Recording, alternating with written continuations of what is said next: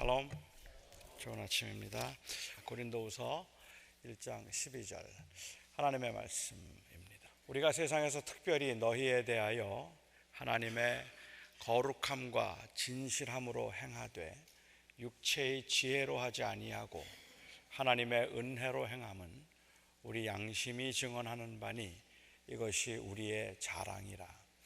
오직 너희가 읽고 아는 것 외에 우리가 다른 것을 쓰지 아니하노니 너희가 완전히 알기를 내가 바라는 것은 너희가 우리를 부분적으로 알았으나 우리 주 예수의 날에는 너희가 우리의 자랑이 되고 우리가 너희의 자랑이 되는 그것이라. 아멘. 하나님의 말씀입니다.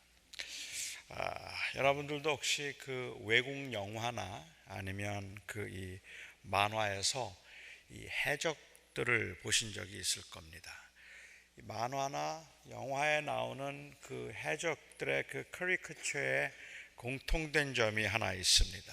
그것은 해적을 그릴 때는 보통 뿔이 달린 헬멧을 쓰고 있는 해적을 그린다는 겁니다. 왜 해적들은 항상 뿔이 달린 헬멧을 쓰고 있을까 궁금하지 않습니까? 주후 8세기에서 11세기경까지 가장 왕성하게 활동을 했던 해적들의 경우는 헬멧을 쓴 적이 없습니다. 그러니까 뿔이 달린 헬멧을 쓴 적이 없다 그래요. 뿔이 달린 헬멧을 쓰고 있는 이 이미지는 중세 교회가 이 바이킹들에 관해서 무섭고 안 좋은 그 이미지를 만들어서 그 이미지를 사람들에게 심어주기 위해서, 다시 말하면 이 야만족이라고 그 당시에 야만족이라고 불렸던 이 바이킹들은 마귀의 자식들이다. 그래서 마귀들이라는 이미지를 만들어서 사람들에게 심어주기 위해서 이 해적들이 쓰지도 않고 있는 그 이 뿔 달린 그 헬멧을 그들이 쓰고 있는 것처럼 그렇게 묘사하고 그렸는데, 이 1000년이 지난 지금까지도 아직도 사람들은 바이킹, 해적 그러면 뿔이 달린 헬멧을 연상하니까 그 영향력이라는 것은 정말 우리의 상상을 초월할 만큼 큰 것이다 라고 말할 수 있을 것 같습니다. 이런 부정적인 모습이나 아니면 이 단순한 말 한마디에 한 인종에 대한 이미지가 결정이 되기도 하고 또는 한 사람에 대한 이미지가 결정이 되기도 합니다. 그냥 전혀 모르는 사람임에도 불구하고 지나가는 그 말 한마디 들은 것 때문에 그 사람의 이미지가 두고두고 안 좋아서 그 사람을 멀리하거나 아니면 처음부터 좋지 않은 선입관을 갖고 대하는 경우 굉장히 많습니다. 그래서 특히 남의 말을 할 때는 우리가 아주 조심을 해야 합니다. 그 영향력이 우리가 말하면서 대수롭지 않게 말하는 것보다 우리 말하지만 사실 그 영향력은 상상을 초월할 만큼 큰 것이기 때문에 그렇습니다. 사람들이 살면서 깊이 상처를 받을 때는 당사자의 잘못과 허물을 누가 비판할 때 그렇게 상처를 받는 게 아니라 사실은 잘못한 게 없음에도 오해를 하거나 아니면 의도적으로 그 사람을 중상할 때 사람들은 크게 상처를 받습니다. 하지 않은 말을 했다고 하고 하지 않은 행동을 했다고 우기면 이건 정말 억울합니다. 이 일이 얼마나 억울한 일인가 하는 것은 여러분들이 한국 드라마를 보시면 아마 쉽게 알 수 있을 거라고 생각해요.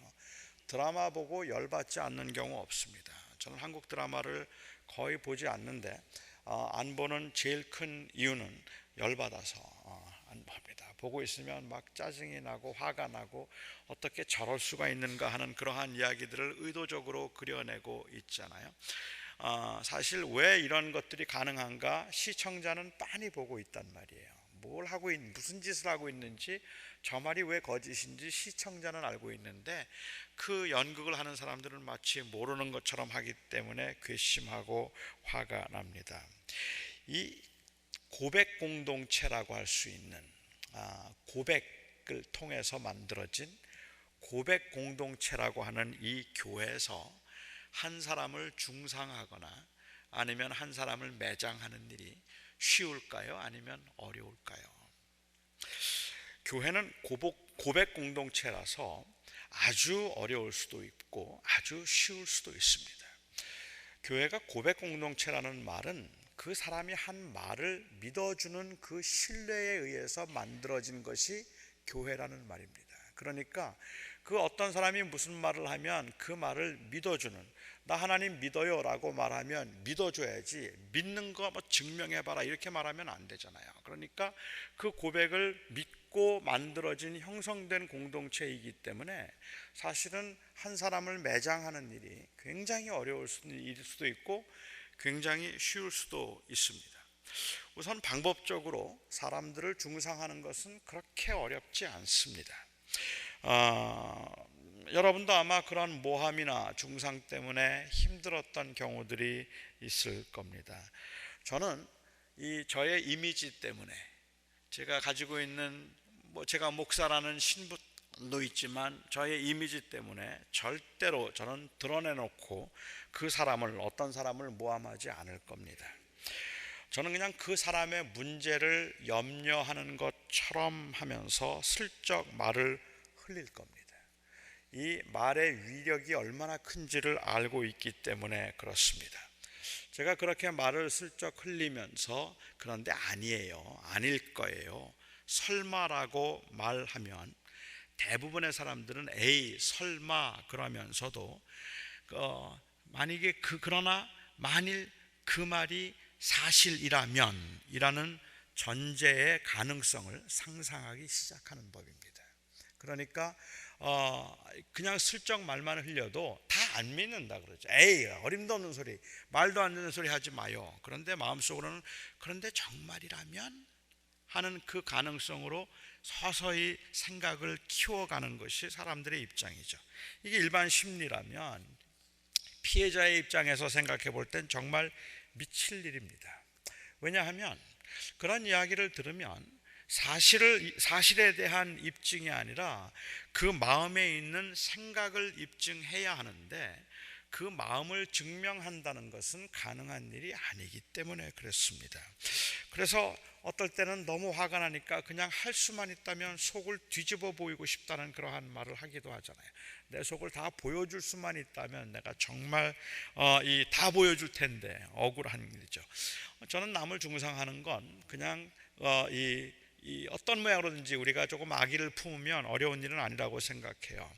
지금처럼 논리적이고 과학적인 증거 제시가 조금 더 확실하고 또 분명했던 하기 전에는 주로 다른 사람들의 증언에 의해서 사람들을 정죄했기 때문에 이 거짓 증언을 하고 중상하는 일들이 비일비재했고, 자기는 사실이 아닌 이야기를 그냥 아님 말고라는 식으로 말을 던져서 상처를 주는 일들이 워낙 커서 상대적으로 거짓 증거는, 이웃에 대한 거짓 증거는 아주 치명적인 죄로 간주가 되었습니다.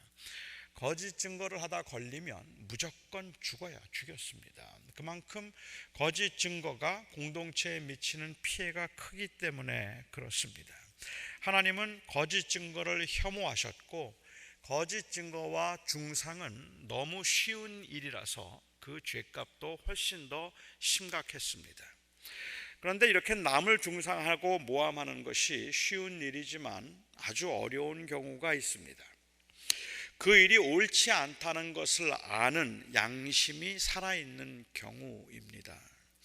아무도 제재하지 않고 아무도 모르는 일임에도 양심이 살아있는 사람에게는 없는 말을 하는 것이 정말 어려운 일입니다.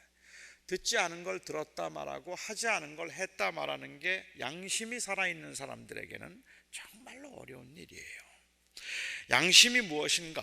이것에 대해서는 굉장히 철학자들에게 대단히 복잡하고 심오한 문제입니다. 그냥 사전적인 양심에 대한 정의는 이렇습니다.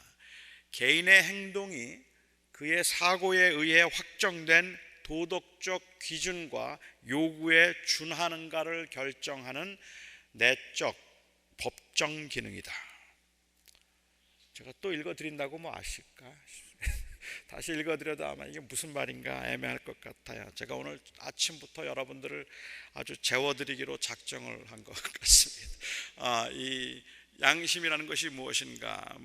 이 정의하는 일은 굉장히 어려운 일이겠지만 그냥 일상생활에서는 그런데도 참 많이 사용해요. 양심 선언이니, 양심이 좀 미스라느니, 양심에 털이 났다느니, 양심에 화인을 맞았다느니, 양심이 밥 먹여주느냐든지 이런 이야기를 하는데, 저는 그런 사전적인 의미보다 조금 그냥 옆길이기는 하지만 양심이라는 영어 단어는 conscience라고 되어 있습니다. con하고 science를 두 개를 붙여서 쓴 말이라서 conscience는 그냥 풀자면 양심은 함께 안다 이런 뜻입니다. To have common knowledge together with someone.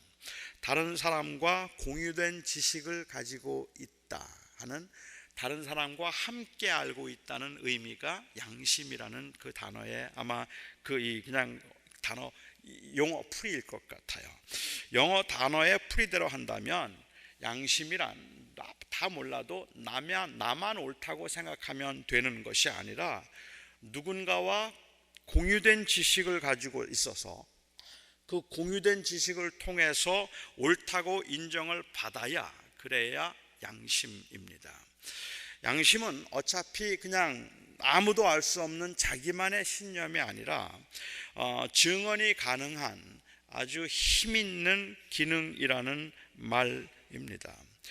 특히 바울은 이 양심이라는 단어를 자주 사용하고 있는데 그리스도인들에게 양심은 정말로 중요합니다.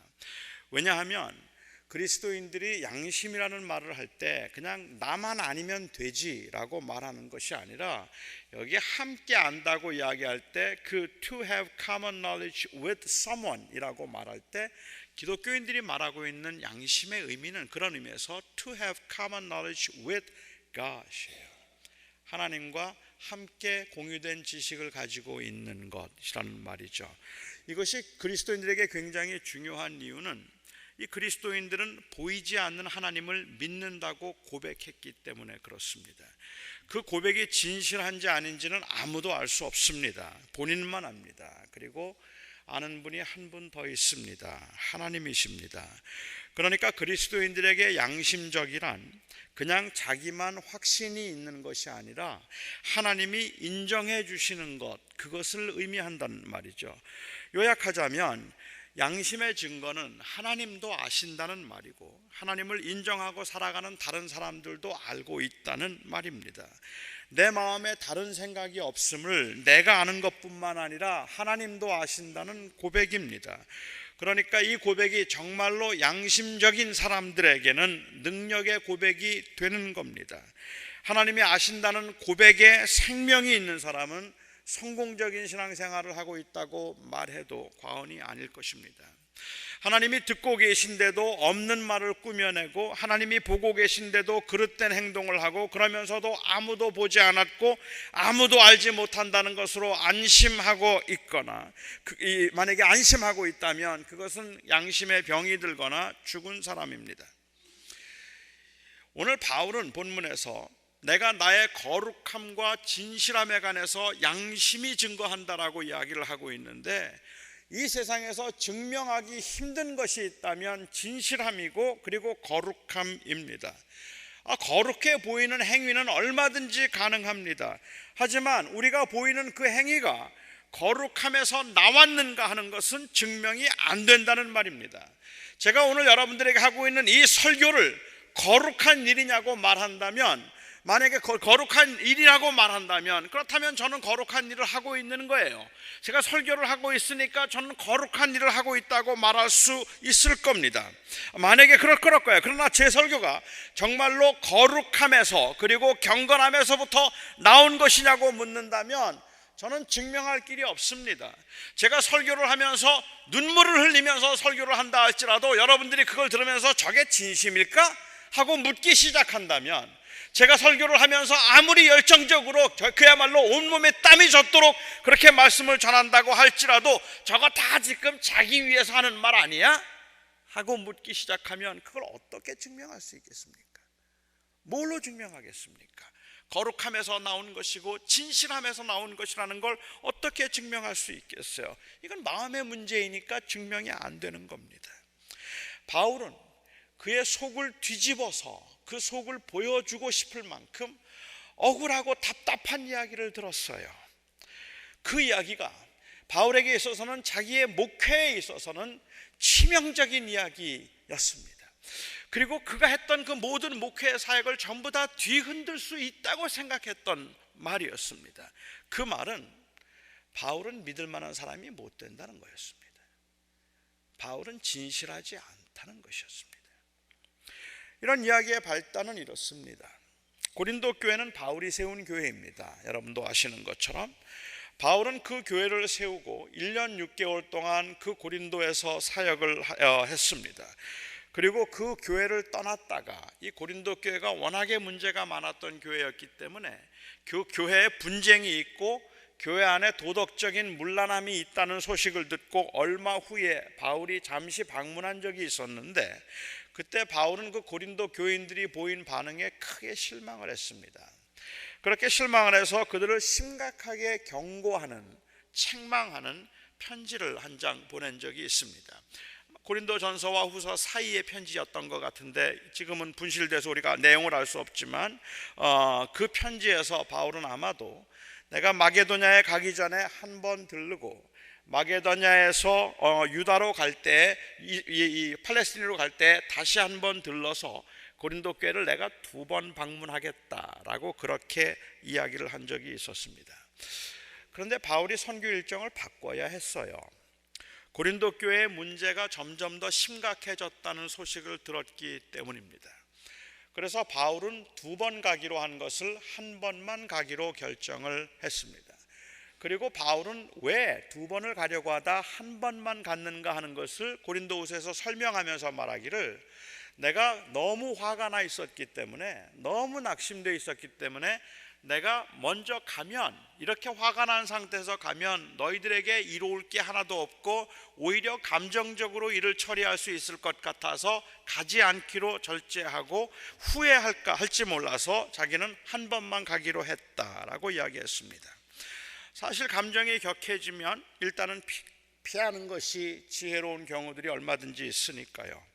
하지만 바울이 정말 그래서 2번 가기로 한 걸 1번 가기로 한 건지, 아니면 마음이 불편해서 1번 가기로 한 건지, 혹은 그 문제를 좀 피하기 위해서 1번 가려고 한 건지는 아무도 알 길이 없는 겁니다. 고린도 교회에 있던 바울을 반대하던 사람들은 바울이 비겁하게 문제를 피하려고 한다고 했습니다. 오기로 했으면 와야지, 오지 않는 것을 보면 바울이 진실하지 않다고 했습니다. 이랬다 저랬다 말을 바꾸는 거 보니까 지금까지 바울이 했던 행동들도 진실했다고 아무도 보장할 수 없다고 말하기 시작했습니다. 어찌 생각하면 해도 너무한다는 생각이 들지 않습니까? 선교 현장에서 일을 하다 보면 사정이 여의치 않아서 일정이 바뀌는 것도 발생하는 법인데 뭐 그런 것들을 가지고 트집 잡느냐고 그렇게 생각할 수도 있지 않겠습니까? 그런데 그렇지 않습니다. 제가 생각하기에 고린도 교인들이 그렇게 편협한 사람들은 아니라고 생각합니다. 선교에서 일어날 수 있는 어쩔 수 없는 일들을 이해 못해서 이러는 게 아닌 겁니다. 그들은 처음부터 바울의 의도를 의심하고 있었던 겁니다. 신뢰가 깨진 거죠. 문제를 피하려고 했다고 생각하는 겁니다. 자기 편한 대로 말을 바꾸는 것이 진실하지도 정직하지도 않고 사도답지도 않고 지도자답지 않다는 것입니다. 이렇게 오해를 받고 있다면 바울은 도대체 이 문제를 어떻게 풀 수 있겠습니까? 바울은 자기가 완벽하다는 이야기를 하지는 않아요. 실수도 할 수 있고 어쩔 수 없는 환경에서 계획을 변경, 수정하는 것 가능하다는 것도 말합니다. 인간의 한계 때문에 인간은 절대로 온전히 진실할 수 없습니다. 바울은 그 사실을 부인하지 않아요. 저도 요즘은 그렇습니다. 제가 누구와 약속을 할 때 자주 하는 말이 일단 그렇게 하고 다시 연락해서 확인하겠습니다 라고 말을 해요. 자꾸 잊어버리거나 이중으로 약속을 잡는 경우들이 많이 생기기 때문에 그렇습니다. 하지만 교인들이 제 기억력은 믿지 못해도 제 진실함은 믿어줘야 목회를 할 수 있는 겁니다. 그러니까는 교인들이 저를 믿지 못하는 것은 기억력이 자꾸 잊어버려서 하고 기억력을 믿지 못하는 건 당연해요. 하지만 진실함을 믿지 못하면 그거는 목회를 하기가 어려워지는 거죠. 그래서 진실함을 믿지 못해서 제가 죄송합니다, 제가 깜빡 잊고 그랬더니 일부러 피한 건 아니고요, 깜빡 잊은 건 아닌 것 같은데, 깜빡 잊은 건 기억력의 문제지만 일부러 피한 건 진실함의 문제 아닙니까? 그런데 그 진실함을 믿지 못한다면 그 다음부터는 정말 아무것도 할 수 없는 그러한 상황이 되지 않겠는가 말입니다. 그러니까 지금 바울을 못 견디게 만들고 있는 것은 그가 그냥 이 실수로 어쩔 수 없는 사정에 바꾸었는데 그게 섭섭하다는 이야기를 하기 때문에 그런 것이 아니라 바울이 진실하지 않다는 이야기를 하고 있는 겁니다. 저는 오늘 이 현대 그리스도인들이 지금 바울이 이런 상황에서 어떻게 변론을 하고 있는가 하는 것을 주의 깊게 살펴보아야 한다고 생각하는데, 바울은 오늘 본문 말씀 이어서 쭉 1장 끝까지 가서 보면 바울은 사람이 살다 보면 그런 일도 있지 않느냐, 사람이 살다 보면 실수도 할 수 있지 않느냐, 이렇게 말하지 않습니다. 이 세상에 그렇게 온전하게 진실한 사람이 어디 있겠느냐, 그렇게 합리화시키지도 않습니다. 그가 그 진실함을 합리화시켜서 그냥 사람이 살다 보면 거짓말도 좀 하는 거지 뭐 그럴 수 있는 거 아니냐, 사람은 다 죄인이고 약한 거다, 이렇게 그가 말하지 않는 이유는 진실함은 사역자들에게는 그리고 그리스도인들에게는 굉장히 심각한 문제이기 때문에 그렇습니다. 진실함을 믿을 수 없다면 하나님을 믿는다는 그 고백 자체가 무기력해지기 때문에 그렇다는 말이에요. 진실함을 믿지 못하면 그 다음부터는 그가 하는 말 아무것도 믿을 수 없어서 설교는 믿겠습니까? 아니면 그가 하는 하나님의 말씀에 대한 설명을 믿을 수 있겠습니까? 믿음이란 진실한 고백에 근거한 것입니다. 양심의 화인을 맞았다면 몰라도 거짓말을 밥 먹듯 하면서 보이지 않는 하나님을 진심으로 믿는다고 설교할 수는 없는 겁니다. 이 믿음의 본질 때문에 목회자에게도 사역자들에게도 그리고 신자들에게도 진실함은 생명입니다. 그것은 바울에게도 생명입니다. 이것을 합리화시켜서는 안 된다는 말입니다. 이걸 사람이 다 그럴 수 있는 것이라고 말한다면, 사람은 누구나 다 그렇게 거짓을 말할 수 있는 거라고 얘기한다면, 다시 말씀드립니다, 능력의 한계 때문에 어쩔 수 없이 일어나는 일에 대해서도 안타까워해야 되는데, 진실하지 못해서 하는 거짓된 행동들을 어떻게 사람은 죄인이라 다 그런 것이라고 말하면서 사역할 수 있겠느냐는 말이죠. 바울은 고린도 교인들을 위해서 가지 않았다라고 이야기하면서 17절에서 이렇게 말합니다. 이렇게 내가 할 때 어찌 경솔히 했겠느냐, 혹 경영하기를 육체를 조차 경영하여 예하고 아니라 하는 것이 내게 있었겠느냐.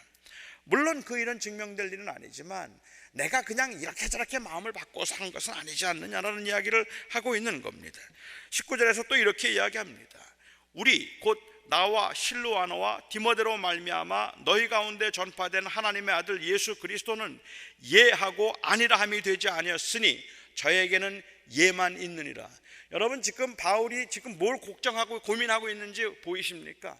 예수 그리스도에게는 예만 있지 아니오가 없다라고 말하면 무조건 순종하라는 얘기를 하는 게 아니란 말입니다. 목사가 말하면 예라고 말만 하는 것이지 거기에 아니오라고 토를 다는 건 불순종이고 그것은 충성스럽지 못하는 것이라는 이야기를 하는 게 아니란 말입니다. 이 말씀을 자꾸 오해해서 이야기를 해서 예수 그리스도를 믿는 사람들에게는 예만 있지 아니오가 있습니다. 아니오는 없습니다. 목사님, 집사님 이것 좀 해주세요. 예. 집사님 여기 좀 가주세요.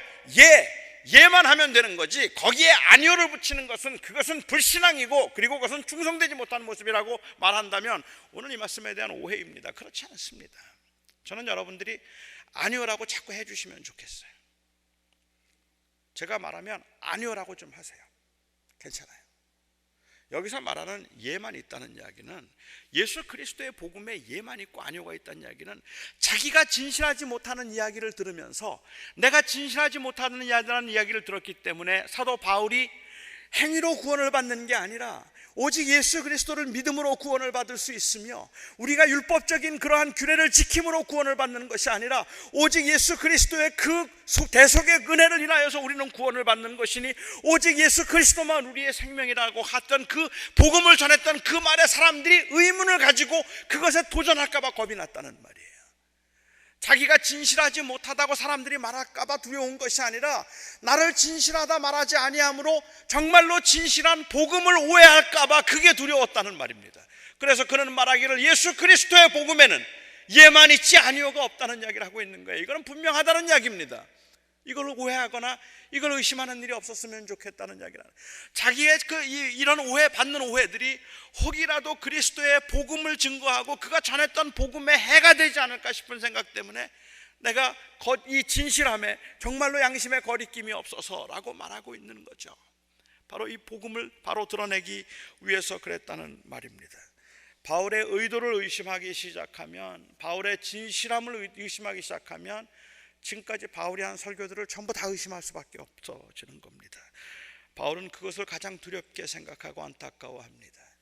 자기가 다 잘못된 이미지로 사람들에게 각인되는 것이 아니라, 저 사람 진실한 줄 알았더니 아니네, 그게 바울을 두렵게 하는 것이 아니라 자기가 하나님 앞에 양심적으로 믿는 바 예수 그리스도의 복음을 전했는데 그 복음이 변질되거나 훼손될까 봐 두려워하고 있는 겁니다. 적어도 예수 믿는 사람들에게 양심이란 내가 아는 것과 하나님의 아는 것의 일치함입니다. 하나님은 나를 아신다는 말이 양심입니다. 예수 믿는 사람이 하나님의 임재에 대한 인식과 확신이 없다면 진실치 못함에도 거리낌이 없을 수 있다는 말도 되는 겁니다. 그리스도인들에게 양심이란 결국은 하나님이 아십니다라는 이 말의 무게입니다. 하나님이 아십니다. 하나님이 하셨습니다. 예수가 나를 위해 죽었습니다. 결국은 이 말이 얼마나 무거운가, 그 무게가 그의 양심을 말하는 것입니다. 요즘에 가끔 그래서 접하는 표현 중에 참을 수 없는 존재의 가벼움이라는 말이 있습니다.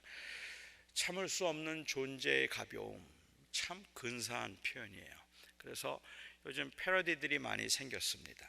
참을 수 없는 연애의 가벼움, 참을 수 없는 정치의 가벼움, 뭐 이런 것들이 많이 나왔는데, 이 한국 드라마로도 나왔나요? 영화로 만들어졌던 프라하의 봄이라는 그 영화의 원작인 이 참을 수 없는 존재의 가벼움, 이 소설은 체코 출신의 이 작가인 밀란 쿤데라라고 하는 사람이 쓴 소설인데, 이 소설은 내용이 참 난해하기는 합니다만은 그냥 제가 이해하기에 이 소설의 주제 중에 하나는 변해가는 환경에서 양면성을 띠고 있는 이 자본주의와 공산주의 사이에서 양면성을 띠고 있는 인간 실존의 허무함, 이런 것들이 아마도 그 주제 중에 하나가 아닐까 하는 생각을 합니다. 저는 만약에 그 말을 패러디하자면 오늘 교회에서 볼 수 있는 현상 중에 하나는 이 참을 수 없는 고백의 가벼움이다, 이렇게 말할 수 있을 것 같아요. 그 고백이 너무 가벼워서 고백 공동체가 흔들리고 있다는 말입니다. 이 교회는 고백 공동체라서 그 고백이 중요한데 이 고백이 너무 가볍다, 진실하지도 진지하지도 못해서 하나님이 아십니다라는 말에 아무런 무게도 없습니다. 저희가 하나님이 나를 아신다, 세상은 다 나를 몰라도 하나님은 나를 아신다는 그 말에 무게가 있어서 제가 오늘 이 아침에 여러분들에게 설교를 하면서 여러분 하나님이 아십니다 하고 그 말을 하면 그 답답했던 심정과 그리고 그 속상하고 억울했던 마음 가운데도 그나마 위로가 되고 힘이 될 수 있는 그러한 무게가 좀 있었으면 좋겠는데, 여러분 예수가 우리를 위해서 죽었습니다. 예수 그리스도께서 우리를 구원하여서 우리를 사랑하기 위해서 이 땅에 오셨습니다라고 말하면 영원한 하나님의 나라를 믿고 천국을 믿으며 이 세상을 산다고 말하고 있으면서도 그 고백이 너무 가벼워서 도대체가 아무런 힘도 되지 못하는 것 같은 그러한 상황이 현재 우리의 상황이라는 말입니다. 허물이 없고 완벽하다는 말이 아니라 그 고백이 진실하다는 말이 바로 바울이 말하고 있는 내가 육체의 지혜로 하지 않고 은혜로 행함은 우리 양심이 증거하는 바라, 내가 은혜로 이 행함은 하나님이 알고 계시다라고 말하고 있습니다. 하나님은 내 중심을 안다는 말이 과연 상심하고 분노하는 여러분들을 다시 일으켜서 또 그 일을 하게 할 만큼 무게가 있는가 말입니다. 하나님이 아시는데도 사람이 몰라주어서 세상이 원망스럽고 하나님이 아신다는 사실에 아주 작은 유혹도 물리칠 수 없는 영적 불감증에 걸렸다면 우리의 사역도 우리의 믿음도 생명을 잃은 것입니다. 하나님을 아신다는 말이 여러분에게 위로가 되십니까? 하나님이 아십니다라는 말이 여러분 두려우십니까? 어떤 분에게는 하나님이 다 알아요 하는 말이 두렵게 들릴 거고, 어떤 사람에게는 하나님이 다 알아요 라는 말이 위로로 들릴 겁니다. 두려움도 좋고 위로도 좋습니다. 저는 두려움을 느낄 만큼, 위로를 느낄 만큼만 이 고백이 무게가 있었으면 좋겠습니다. 하나님이 다 아십니다라는 말 속에 그냥 가슴이 뜨끔할 만큼만 그냥 무게가 있었으면 좋겠고, 하나님이 다 아십니다라는 그 말에 그 눈물을 훔칠 수 있을 만큼 그렇게 조금만 더 무게가 있었으면 좋겠다는 말입니다. 그게 바로 그리스도인들의 양심입니다. 이게 그리스도인의 양심, 하나님이 아십니다 하는 말입니다. 저는 오늘 이 아침에도 특별히 예수 그리스도의 고난을 생각하는 저희들이 단순히 그냥 우리의 편리를 위해서 하고 있는 이러한 것들이 아니라, 우리의 유익을, 우리의 그냥 단순히 어떤 우리에게 스스로 자기 만족을 위해서가 아니라 정말 우리를 다시 일으켜 세울 수 있는 그러한 위대한 고백이 우리 안에 살아있기를 원합니다. 하나님이 아십니다. 오늘 이 아침에 여러분 기도하실 때 하나님이 아십니다 하는 이 말을 묵상할 수 있으면 좋겠습니다. 월요일 날 저는 위로에 관해서 설교를 하면서 위로는 환경에서 오는 것이 아니라 하나님에게서부터 오는 것이다 라고 말씀드렸습니다. 어제 저는 확신에 관해서 말씀을 드리면서 확신은 환경의 변화에 대한 확신이 아니라 하나님의 임재에 대한 확신이다 라고 말씀을 드렸습니다. 오늘 제가 양심을 말하면서 양심이란 환경에 따라 변하지 않고 하나님 앞에 진실합니다 라고 말씀을 드릴 수 있을 것 같습니다. 하나님이 아십니다. 하나님이 아십니다. 하나님이 아십니다. 하나님이 아십니다.